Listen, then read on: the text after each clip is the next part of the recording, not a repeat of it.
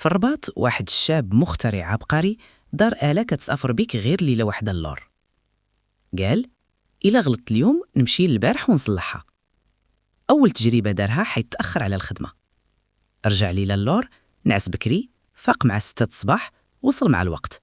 قال واش شفتو الذكاء؟ ولكن المشكل فاش رجع للحاضر لقى راسو خدام في بلاصتو شي واحد آخر. كيفاش؟ حيت في داك الليل اللي رجع فيه كان شي شاب آخر استعمل نفس الآلة قبليه بليلة. الشاب تصدم وقال ولكن أنا رجعت اللور.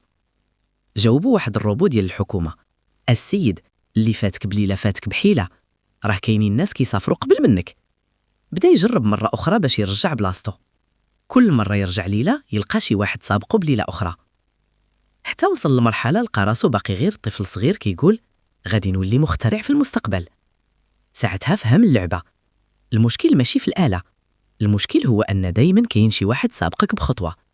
سد المشروع وحيد اللوحات الإلكترونية وقال للحكومة الحيلة الحقيقية ماشي ترجع البارح، الحيلة تخدم اليوم قبل ما يسبقك شي حد. ومن داك النهار ولا كيقول ما غاديش نرجع اللور، غادي نجري القدام. حيت في المستقبل حتى التكنولوجيا كتأكد اللي فاتك بليلة راه كان صاحي بكري.